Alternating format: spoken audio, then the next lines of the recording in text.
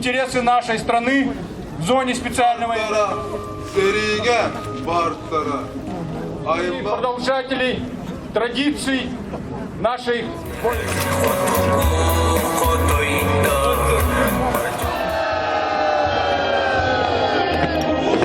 Заодинского района 1769 человек, Мегино-Кангаласского 3767 человек.